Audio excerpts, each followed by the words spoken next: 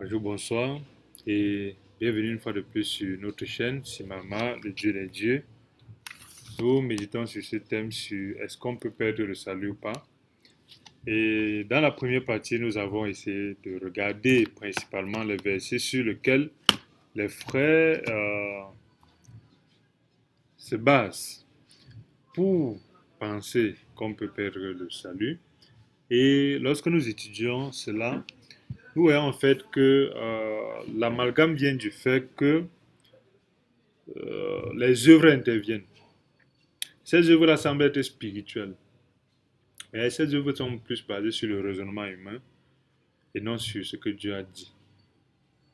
Parce qu'à aucun moment dans le salut, il y a l'intervention de l'homme, mais beaucoup de personnes pensent qu'après le salut, il faut intervenir. Et beaucoup de personnes comprennent comme si on est en train de dire qu'après le salut, il faut vivre comme on veut. Mais c'est impossible aussi d'intervenir après le salut, c'est impossible de faire quoi que ce soit par nous-mêmes, de notre propre volonté, de notre propre force, pour compléter le salut de Dieu, pour le maintenir. Mais c'est aussi impossible de continuer à vivre comme un âne sauvage, parce que nous sommes une branche d'olivier sauvage qui est greffée à l'olivier franc, à l'olivier domestique, qui ne peut plus dorénavant vivre selon sa propre nature, mais qui doit vivre selon la nature de l'olivier domestique. Donc c'est impossible de participer au salut par nos œuvres. C'est aussi impossible de continuer à vivre comme nous vivions avant. Alors, un chrétien est une nouvelle créature. C'est clairement dit dans le 2 Corinthiens. Nous regardons dans 2 Corinthiens, euh, verset 5, je crois. Chapitre 5, je crois.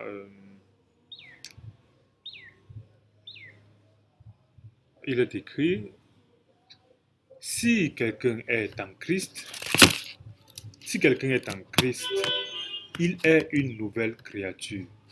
Les choses anciennes sont nouvelles, devenues nouvelles. Et tout cela vient de Dieu qui nous a réconciliés par lui, avec lui à Christ. Il nous a donné la lumière, le mystère de la réconciliation. Si quelqu'un est quelqu'un est en Christ, il est une nouvelle créature. Cette nouvelle créature-là est faite par Christ, ce n'est pas par nous-mêmes. Ça veut dire que c'est Dieu qui fait. Si on peut perdre le salut, ça veut dire qu'on n'est pas devenu une nouvelle créature. Si on peut perdre le salut, ça veut dire on est resté l'ancienne créature, mais avec les bonnes œuvres apparentes. Parce que la nouvelle créature a une nouvelle nature, et cette nature-là n'est plus une nature humaine. Mais celui qui perd le salut, c'est parce qu'il n'a jamais eu le salut, mais il a voulu changer la chair. C'est pour ça qu'il a bonne conscience, et il pense que sa bonne conscience veut dire que sa chair a été régénérée. Lorsque nous regardons dans Hébreu, le chapitre 5, le verset 9 nous dit euh, après avoir été élevé à la perfection, il est devenu pour tous ceux qui obéissent l'auteur d'un salut éternel. Donc en fait, Jésus-Christ nous transforme en auteur d'un salut. Jésus-Christ est devenu pour nous l'auteur d'un salut éternel.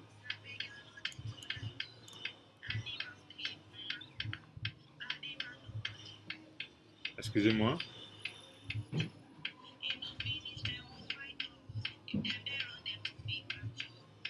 Donc Jésus-Christ est devenu pour nous l'auteur d'un salut éternel et nous ne pouvons pas continuer à vivre comme si ce salut-là venait de nous-mêmes. C'est vraiment quelque chose qui doit être clarifié dans notre cœur et dans notre vie. Parce que c'est ce que l'ennemi utilise en fait pour nous tromper. Et nous avons été rachetés justement. Nous avons été rachetés parce que lorsqu'on regarde dans le livre de 1 Pierre,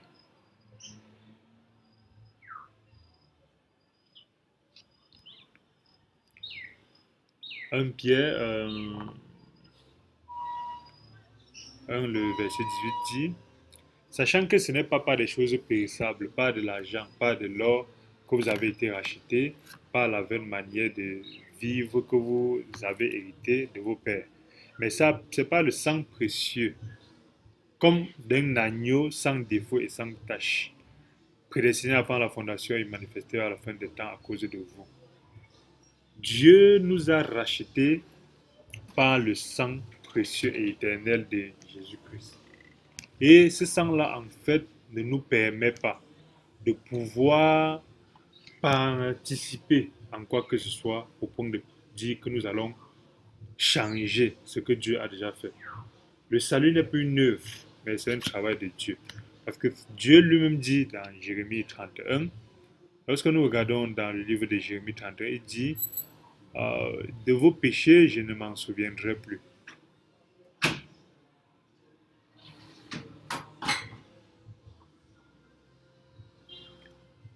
Voici les jours viennent, Jérémie 31, verset 31. Voici les jours viennent, dit l'Éternel, où je ferai avec la maison d'Israël, la maison de Juda, une nouvelle alliance. Non comme l'alliance que j'ai traitée avec leur père le jour où je les saisis par la main pour les faire sortir d'Égypte, l'alliance qu'ils ont violée. Mais voici l'alliance que je ferai avec la maison d'Israël après ces jours-là, dit l'Éternel. Je mettrai mes lois au-dedans d'eux. Je les écrirai dans leur cœur. Je serai leur Dieu, sera mon peuple. Verset 34. Celui-ci n'enseignera pas plus son prochain, ni celui-là son frère en disant connaissez l'Éternel, car tous me connaîtront, du plus petit au plus grand, dit l'Éternel, car je pardonnerai leurs iniquités et je ne me souviendrai plus de leurs péchés. Dieu est clair là-dessus. Il dit c'est lui qui ferait, c'est lui qui oublierait. Ce n'est pas nos bonnes actions qui vont compléter. C'est lui qui pardonnera nos péchés et de nos iniquités, il ne s'en souviendrait plus. Et le Éphésiens 1, verset 13 dit, en lui, vous aussi avez entendu la parole de la vérité, l'évangile de votre salut. Vous avez cru et vous avez été scellés du Saint-Esprit. Lorsqu'on est né de nouveau, on est effectivement scellé du Saint-Esprit. Et lorsqu'on est scellé du Saint-Esprit, même nos propres actes ne peuvent plus déceler ce Saint-Esprit-là. Si nos propres actes décèlent le Saint-Esprit, ça veut dire que le Saint-Esprit est faible. Ça veut dire que Dieu lui-même est faible. Dieu est incapable d'attacher une corde qui ne va pas se détacher. C'est ça qui doit être la base de notre salut. La base de notre salut, c'est Dieu qui fait. Ce n'est pas nous qui aidons Dieu à faire. Le salut n'est pas une œuvre, mais c'est le travail de Dieu. Clairement, c'est le travail de Dieu. Perdre le salut veut dire que Dieu a menti. Romains 8 explique clairement cela. Donc, en fait, un chrétien qui, souvent, dans les cas qui sont pris par les frères et sœurs pour raisonner, parce que beaucoup de fois, ce n'est pas la parole que je dis, mais ce sont des raisonnements. On ne peut pas être né de nouveau et continuer à être à l'aise et pratiquer le péché. Toute personne qui est née de nouveau peut témoigner effectivement des choses qu'ils n'arrivaient pas à faire, des choses qu'ils aimaient faire, mais qui aujourd'hui, l'Esprit de Dieu ne lui permet plus de le faire. Mais beaucoup de personnes comprennent ça comme si on est en train de dire que lorsqu'on est né de nouveau, on peut vivre comme on veut. Non, ce n'est pas ce qu'on dit. On dit que c'est Dieu qui fait son travail de purification à son rythme. Et l'Esprit qui est en nous nous enseigne ces choses-là de façon très claire. Lorsque on regarde dans 1 Jean 3 à partir du verset 6, 1 Jean 3 à partir du verset 6, il est écrit, quiconque demeure en lui ne pêche point. Quiconque pêche ne l'a point vu et ne l'a point connu. Parce qu'en fait, lorsqu'on demeure en Dieu, on ne pêche pas. Mais c'est quoi le péché? Le péché, c'est définir des plans de notre vie qui sont différents du plan de Dieu. Mais beaucoup de personnes confondent le péché avec mentir, voler. Ça, ce sont les symptômes. Lorsqu'on change, le péché, c'est changer de direction. Lorsqu'on change de direction, naturellement, il y a des conséquences qui sont l'iniquité. Mais lorsqu'on reçoit le salut, la direction est fixée par Dieu, elle ne peut plus jamais changer. Mais beaucoup de personnes pensent que c'est eux qui, par leurs bonnes œuvres, aujourd'hui, ils mettent la bonne direction sur Dieu, ils ont le salut. Demain, ils changent de direction, ils perdent le salut. Ils reviennent encore, ils se repentent, ils ont le salut. Après, Ça, quelqu'un qui vit selon ce monde-là n'a jamais, jamais, jamais eu le salut. Cette personne-là vit dans le monde, en fait, à la religion, dans le monde où il ne croit pas à ce que Dieu a fait, parce que c'est Dieu qui fait. Lorsque nous regardons dans Luc, Luc aussi, le chapitre 15,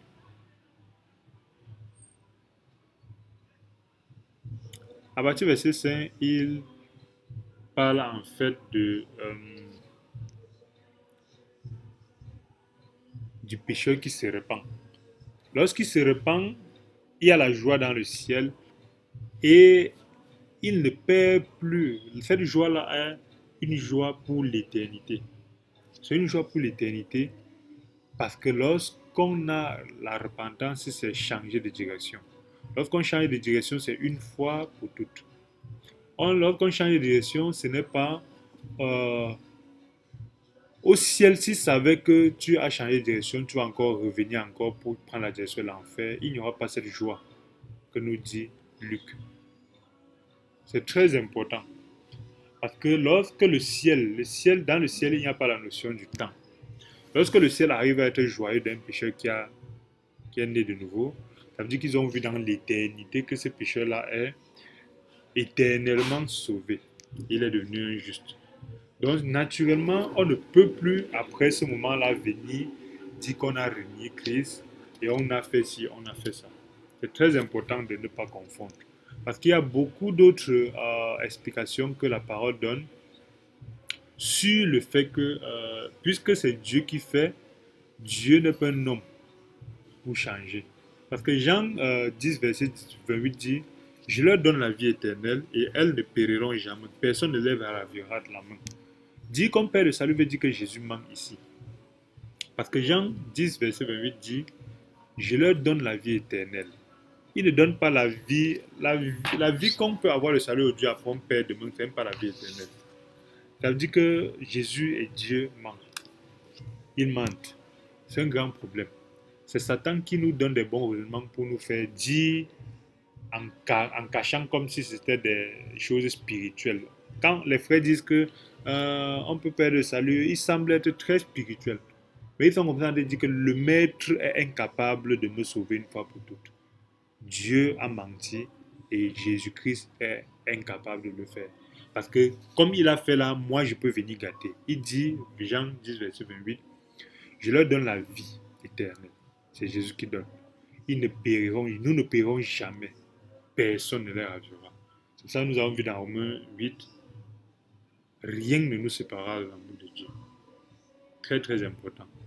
De relire Romains 8 à partir du verset la trentaine de versets jusqu'à 35. Parce que c'est clair là-dedans. Parce que ici aussi, le verset,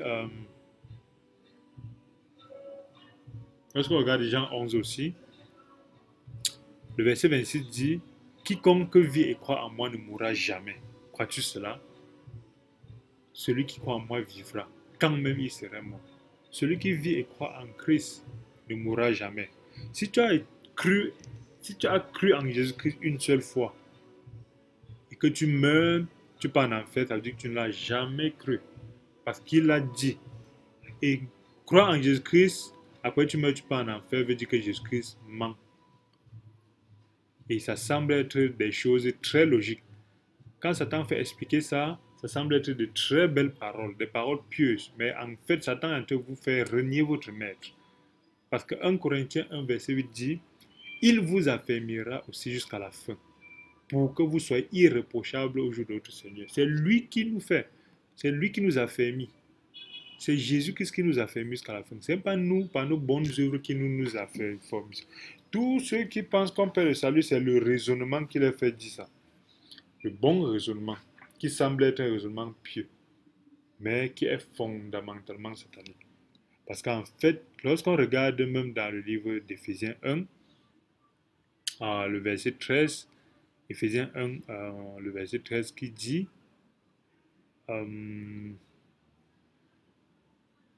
en lui, vous aussi, après avoir entendu la parole de vérité, l'évangile de votre salut, vous avez cru et vous avez été scellés du Saint-Esprit. Scellés du Saint-Esprit. Lorsqu'on scelle quelque chose du Saint-Esprit, on ne peut pas le déceler. Pour le déceler, ça veut dire qu'il faut qu'on dépasse Dieu qui nous a scellés du Saint-Esprit. Donc lorsque Satan nous trompe, nous pensons que c'est quelque chose de spirituel. Lorsqu'il nous trompe, nous pensons que ce sont des bons raisonnements. Parce qu'il dit dans Philippiens 1,6, je suis persuadé que celui qui a commencé en vous cette bonne œuvre la rendra aussi parfaite au jour de Jésus-Christ. Donc, il y a tellement de bonnes nouvelles dans la Bible où Jésus nous dit que nous ne perdons pas le salut, mais il y a donc eu cette mauvaise graine que Satan a germé dans l'église, dans le cœur des frères, pour faire croire qu'on peut perdre le salut. Mais c'est extrêmement faux. Si tu perds le salut, tu n'as jamais eu le salut. Tu as certes eu des bonnes œuvres, tu as certes eu un bon palmarès, tu peux même avoir le témoignage d'avoir été une plante qui était sur l'arbre de Jésus-Christ, mais tu n'as jamais été greffé. Parce que lorsque nous sommes greffés, ce n'est plus nos actes qui interviennent, ce n'est plus notre bon cœur. Donc, naturellement, méfions-nous des tromperies de Satan parce qu'il est extrêmement fort. Il ne trompe pas celui qui cherche Dieu au même niveau que le païen, que celui qui ne cherche pas Dieu. Il trompe celui qui cherche Dieu avec de la subtilité. Il trompe celui qui cherche Dieu avec la tromperie qu'il utilise aussi. Il change le sens de la parole de Dieu. C'est très important. Le sens de la parole de Dieu changé nous fait nous-mêmes détruire notre salut parce que Satan ne peut pas détruire le salut en Dieu. Mais il nous fait nous-mêmes, en fait, pas détruire notre salut, mais il nous fait nous-mêmes refuser de croire en Dieu pour arriver à être connecté à 100%. Parce que lorsqu'il nous met qu'on peut perdre le salut, ça veut dire qu'il nous éloigne du fait qu'on peut être agrippé et connecté à 100% et avoir l'assurance que j'ai la vie éternelle. Il nous éloigne donc de l'assurance de la vie éternelle à travers la peur et nous errons loin de Christ sans être greffés. Nous sommes même sur Christ, mais nous sommes comme la fougère. Merci d'avoir écouté cette série. Cet ensemble de versets, c'est important de méditer dessus parce que c'est dans la méditation que nous gagnons. Et c'est très important d'être focalisé sur Jésus-Christ parce qu'il y a beaucoup de choses dehors, beaucoup de rabbins, beaucoup de personnes qui parlent très bien, qui expliquent la connaissance profonde, qui expliquent même ce que c'est que l'homme, qui expliquent même ce que c'est que l'homme dans la société, qui expliquent les parties du cerveau, les parties de l'âme, les parties de l'esprit. Que lorsqu'il te parle, c'est comme s'il est un chirurgien de ton esprit. Il décortique tout ce qui arrive dans ta vie et tu vois que c'est vrai. Il décortique à travers la parole de Dieu qu'ils ont changé et il ajoute d'autres livres dessus, certaines connaissances qui ont toujours été là, mais que Dieu a dit, même si vous gagnez toutes ces connaissances-là, vous n'avez pas Jésus-Christ, sans ça rien. Ces connaissances-là sont extrêmement importantes. Salomon a eu ces connaissances-là. Beaucoup de grands hommes de Dieu ont eu cette connaissance-là, mais ils ont vu que tout ça est inutile, c'est Jésus-Christ qui est important. Jésus-Christ est venu simplifier la connaissance. Ça ne veut pas dire que la Bible n'est pas initiatique. Il y a des parties de la Bible qui sont initiatiques. Mais est-ce que ça te donne la vie éternelle? Donc méfions-nous de la tromperie de Satan qui utilise justement, si tu as la passion de la connaissance profonde, il va utiliser des gens qui te montrent la connaissance profonde dans la Bible pour t'éloigner de Jésus-Christ. Si tu as la passion justement du doute, il va utiliser le doute. Te faire voir beaucoup de choses pour t'éloigner de Jésus-Christ. Donc veillons car l'ennemi rôde et cherche qui dévorer. Et le temps est proche. Ils viennent avec l'africanité, l'égyptologie, les ancêtres, la tradition. Beaucoup de ces choses-là, ils expliquent très bien, très logique. Mais tout ça pour nous éloigner de Jésus-Christ. Et si cette vidéo vous a béni, n'oubliez pas, ça ferait plaisir de vous abonner et de partager parce que c'est ensemble que nous allons vaincre les plans de l'ennemi et c'est ensemble que nous allons faire voir la gloire de Dieu. Nous ne combattons pas l'ennemi, mais nous essayons de nous nettoyer pour refléter au maximum dans la société la lumière que Dieu a mis en nous, indépendamment de l'ennemi. Laissons-le faire son travail, mais polissons notre miroir et reflétons la gloire de Dieu.